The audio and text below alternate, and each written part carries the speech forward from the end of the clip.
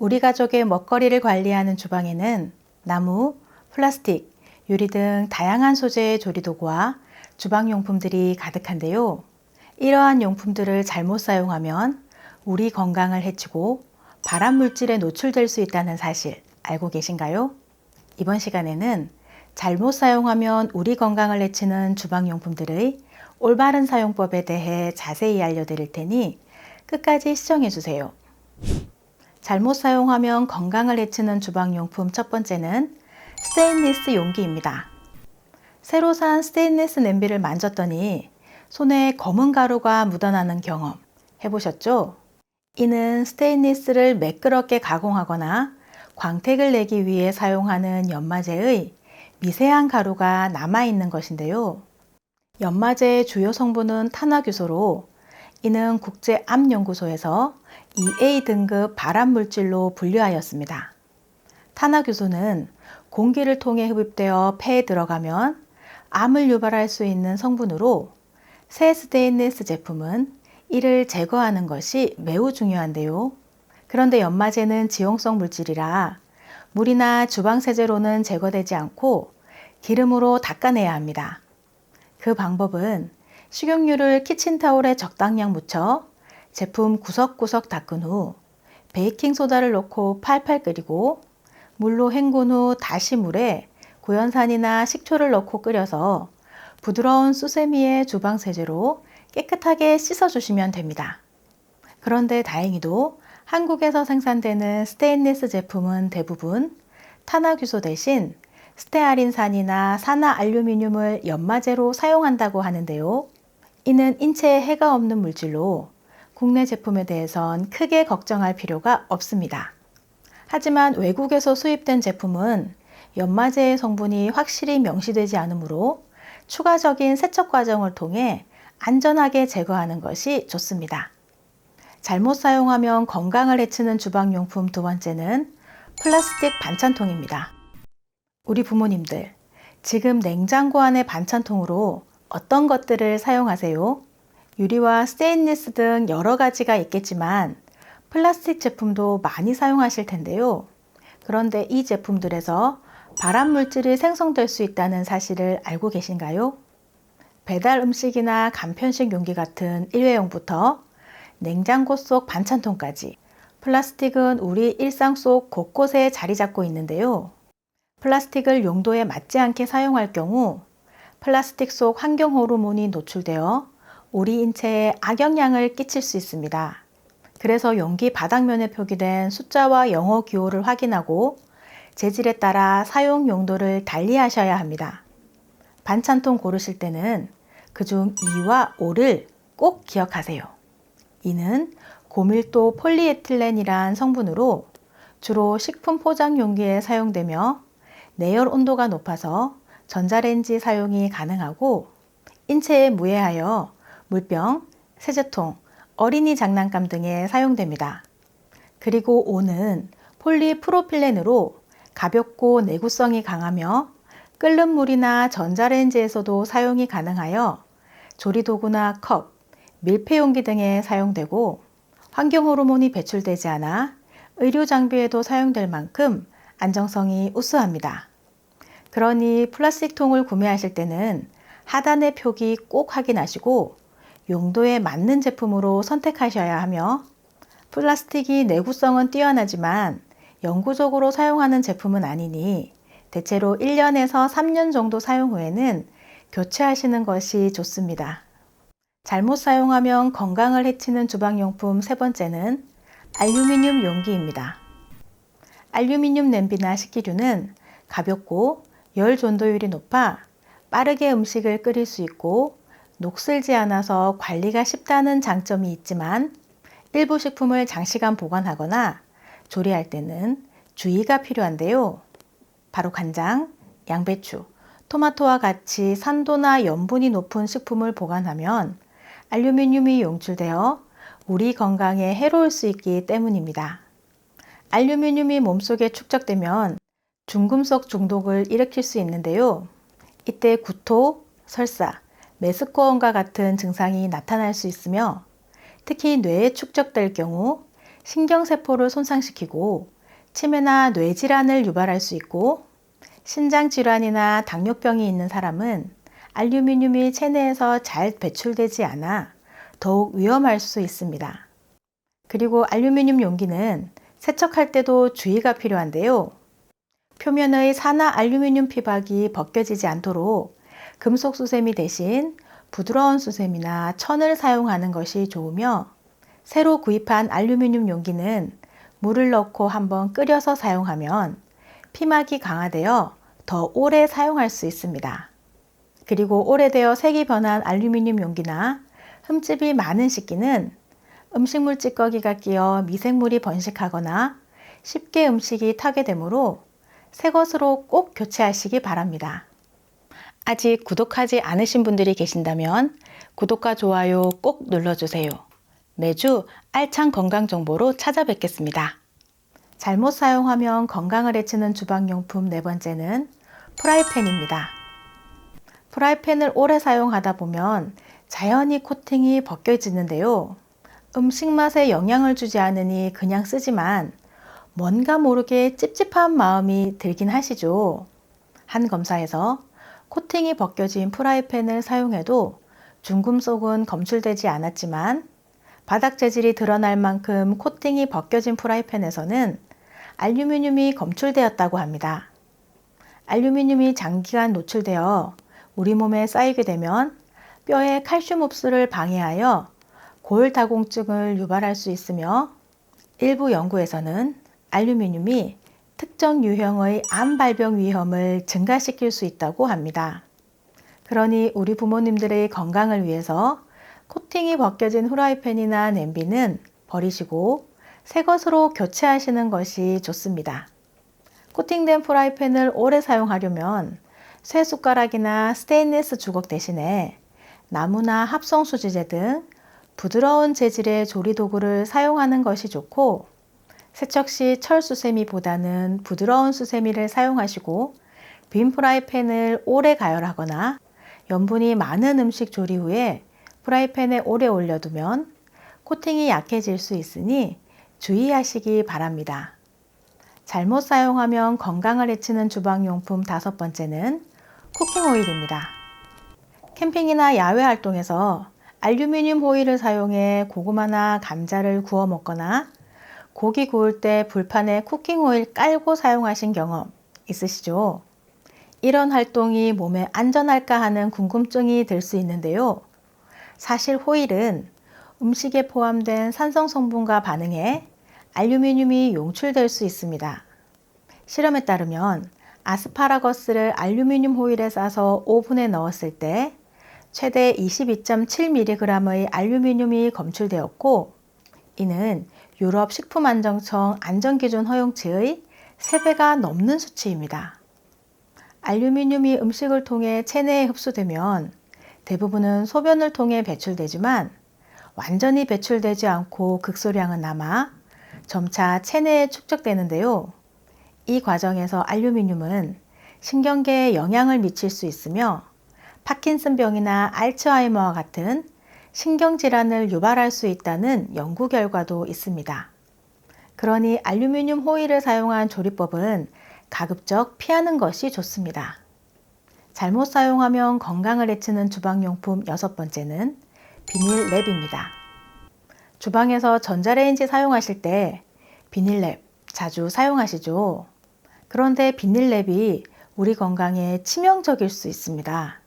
비닐랩은 대개 폴리에틸렌과 폴리염화 비닐 두 가지 소재로 나뉩니다. 폴리염화 비닐로 만든 비닐랩은 가소제를 사용하여 부드럽게 만들지만, 이 가소제가 열에 의해 방출되면서 환경 호르몬과 발암 물질을 발생시킬 수 있으며, 이는 암이나 생식기능 장애를 일으킬 수 있는 성분이 음식에 섞일 위험이 있습니다. 특히 음식점에서 배달용으로 사용되는 것이 PVC 랩이 많은데요. 이 랩은 기름진 음식이나 알코올이 포함된 음식과 접촉할 경우 더 위험할 수 있습니다. 그러나 다행히 최근 가정용 랩은 대부분 폴리에틸렌으로 만들어져 유해 성분이 포함되지 않아 환경 호르몬 걱정 없이 사용할 수 있지만 높은 온도에서는 랩에서 미세 플라스틱이 방출될 수 있기 때문에 랩과 음식이 직접 닿지 않도록 주의하는 것이 중요합니다. 많은 사람들이 음식을 냉장고에 보관하는 것이 가장 안전하다고 생각하지만 사실 그렇지 않은 음식들도 있습니다. 일부 음식은 냉장 보관 시 맛이나 식감이 떨어지고 냉장고 내에서 발암 물질이 생성될 수 있다는 사실이 밝혀졌는데요. 이번 시간에는 냉장고에 잘못 보관하면 우리 몸에 해를 끼치는 음식들과 우리 몸에 약이 되는 음식까지 자세하게 알려드릴 테니 끝까지 시청해 주세요. 냉장고에 보관해서는 안 되는 음식 첫 번째는 감자입니다. 싹이 난 감자는 먹으면 안 된다는 사실 때문에 냉장 보관하고 계시진 않으신가요? 그런데 이로 인해 더 많은 문제가 발생할 수 있습니다. 감자에 포함된 전분은 차가운 온도에서 당으로 변하고 이 당이 고온에서 가열되면 아크릴 아마이드라는 발암 물질을 생성할 수 있는데요. 이 물질은 국제암연구소에서 발암 물질로 분류한 바 있으며 감자와 같은 고탄수화물 식품을 120도 이상의 온도에서 조리할 때 주로 발생합니다. 이를 방지하려면 냉장고가 아닌 서늘한 곳에 빛이 닿지 않도록 하여 보관하고 사과 한두 개를 함께 넣어주면 좋은데요. 사과에서 나오는 에틸렌가스가 감자의 발화를 억제하여 더 오래 신선하게 유지될 수 있도록 도와주기 때문입니다. 반대로 양파와 함께 두면 양파의 수분을 감자가 흡수해 쉽게 상할 수 있기 때문에 이 둘을 함께 보관하는 것은 피하셔야 합니다. 냉장고에 보관해서는 안 되는 음식 두 번째는 참기름입니다. 식물성 기름은 불포화 지방산이 풍부해 건강에 좋지만 보관 방법에 따라 쉽게 변질될 수 있습니다. 특히 참기름과 들기름은 보관에 조금만 신경을 써도 맛과 향이 오래 유지될 수 있는데요. 참기름은 볶은 참깨에서 짜낸 기름으로 리그난이라는 성분이 산패를 막아주어 햇빛이 들지 않는 곳에 실온 보관하면 최대 2년까지 보관이 가능합니다. 그러나 냉장 보관을 하게 되면 침전물이 생기면서 기름이 굳고 고소한 맛과 향이 떨어지므로 냉장 보관하시는 것은 피하시기 바랍니다.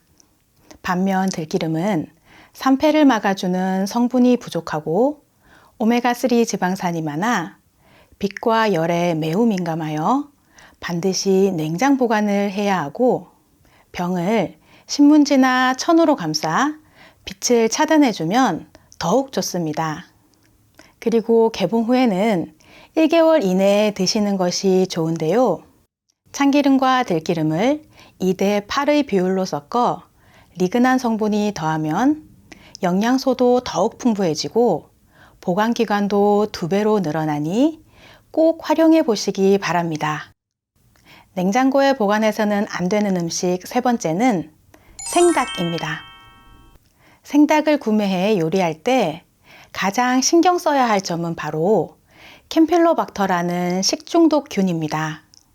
이 균은 주로 동물의 위장에서 서식하며 감염되면 발열, 두통, 복통, 설사 등의 증상을 일으키며 주로 생닭을 제대로 익히지 않거나 생으로 섭취할 때 감염되는데요.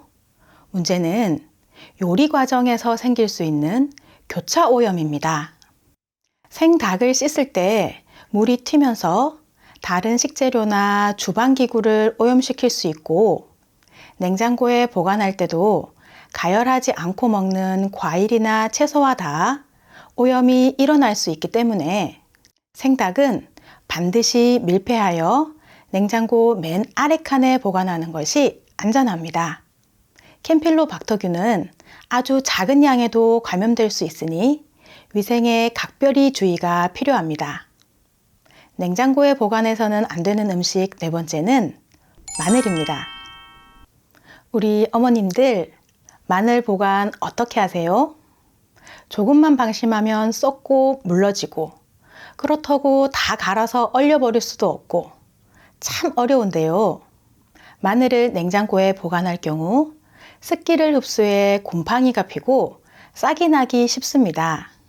게다가 마늘에 생긴 곰팡이는 아플라톡신과 사포롤이라는 발암물질을 생성할 수 있어 건강에 치명적인 위험을 초래하는데요.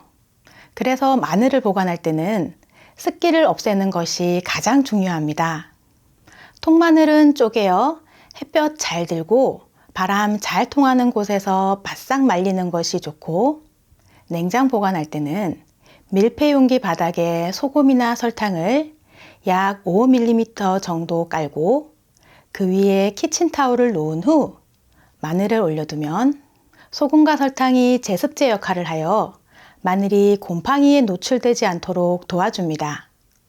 이렇게 보관하면 마늘이 상하는 것을 방지할 수 있고 냉장고에서 2-3주 동안 신선하게 유지할 수 있고, 마늘을 다져서 냉동 보관하면 오랜 기간 신선하게 보관할 수 있어 더욱 안전하고 편리하게 활용할 수 있습니다. 다음 내용 말씀드리기 전에 아직 구독하지 않은 분들이 계신다면 구독과 좋아요 꼭 눌러주세요. 매주 알찬 건강 정보로 찾아뵙겠습니다. 냉장고에 보관해서는 안 되는 음식 5번째는 토마토입니다. 토마토는 보관 방법에 따라 맛과 영양이 크게 달라집니다. 토마토는 5도 이하의 온도에서 수분이 빠져나가서 과육이 물러지고 당도가 떨어지며 껍질도 쭈글쭈글해지는데요.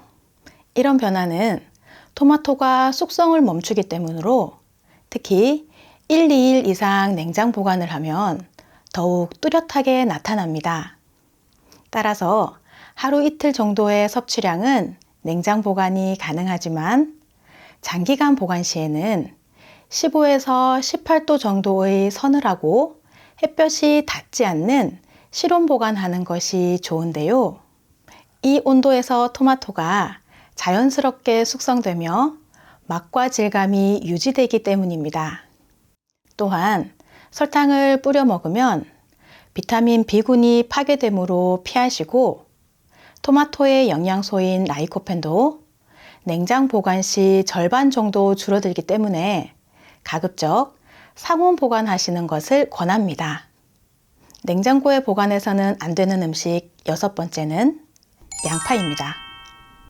혹시 양파를 껍질째 냉장고에 보관하고 있지 않으신가요? 양파를 껍질째 냉장고에 보관하면 습기를 흡수하여 곰팡이나 박테리아가 번식하기 쉬워지고 끈적한 액체가 흘러나올 수 있는데요. 이런 문제를 피하려면 양파는 서늘하고 통풍이 잘 되는 곳에 그물망에 넣어 보관하면 최대 2-3개월까지 신선하게 유지할 수 있습니다. 냉장 보관할 때는 껍질을 제거한 후 공기가 통하지 않도록 밀폐 용기에 담아 보관하거나 이물질을 닦아내고 랩으로 감싸 보관해야 합니다. 양파는 물로 씻은 후 보관하는 것도 좋지 않은데요.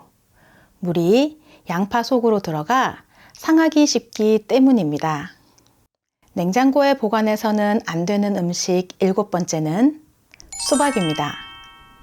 더운 여름에 수박을 먹고 남은 것은 보통 랩에 씌워 냉장 보관하시는 분들이 많으실 텐데요. 이럴 경우 약 7일 만에 세균이 무려 3,000배나 증가할 수 있다고 합니다. 그러니 먹고 남은 수박은 반드시 밀폐 용기에 담아 보관해야 위생적으로 안전하고, 많은 음식이 그렇듯이 가능한 한 빨리 먹는 것이 가장 신선하게 즐길 수 있는 방법입니다. 지금부터는 반대로 냉장 보관하면 건강에 더 좋은 음식에 대해 알려드리겠습니다. 냉장 보관하면 건강에 좋은 음식 1번째는 밥입니다. 갓 지은 따끈한 밥, 구수한 향기와 맛도 정말 좋은데요. 그런데 찬밥이 건강에 더 좋다는 말, 최근에 많이 들으셨죠? 밥은 90% 정도가 전분으로 이루어져 있는데요. 이 전분은 체내에서 빠르게 소화돼 혈당을 높이고 비만이나 당뇨의 원인이 될 수 있으나 냉장 보관한 밥은 저항성 전분이 생겨 소장에서 흡수되지 않고 대장으로 내려가면서 혈당을 급격히 올리지 않고 포만감도 오래 유지시켜줍니다.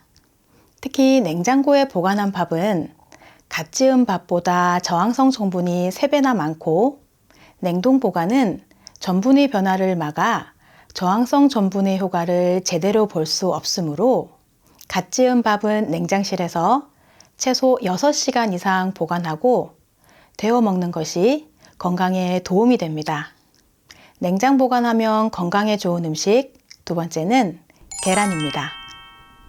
우리 부모님들 마트 세일할 때 달걀 2~3판씩 사면 어떻게 보관하세요? 마트에는 냉장 보관된 계란과 실온에서 보관된 계란을 볼 수 있는데요. 어떤 걸 골라 어떻게 보관해야 할까요? 그건 유통 과정 중 계란의 손질 방법에 따라 달라집니다. 구입 후 냉장 보관하라고 적혀 있는 계란은 세척란이고 실온에서 보관하라고 적혀 있는 계란은 비세척란인데요. 세척란의 경우에는 계란 표면에 묻은 닭똥과 이물질, 그리고 식중독을 일으키는 살모넬라균을 포함한 여러 세균들을 제거하기 위해 화학약품으로 한번 세척한 것을 말합니다.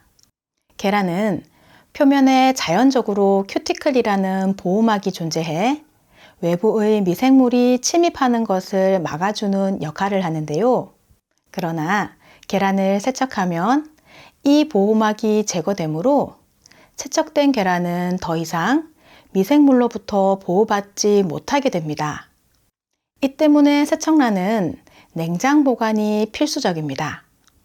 반면 비세척란은 자연 상태에서 보호막이 온전하여 실온에서도 안전하게 보관할 수 있지만 실온에서 2~3주 이상 보관하게 되면 계란이 노화되면서 신선도가 떨어질 뿐만 아니라 연구에 따르면 계란이 살모넬라균에 오염되었을 때 실온에서 약 3주 후에는 위험한 수준에 도달하지만 냉장 보관 시 6주 후에도 박테리아 성장은 거의 없다는 결과가 있습니다. 그러니 비세척란도 가급적이면 냉장 보관하는 것이 좋은데요. 이때 계란을 냉장고 문에 보관하게 되면 흔들리거나 온도 변화가 잦아져 신선도가 떨어질 수 있으니 가급적 전용 용기에 담아 냉장고 안쪽에 보관하는 것이 가장 좋습니다.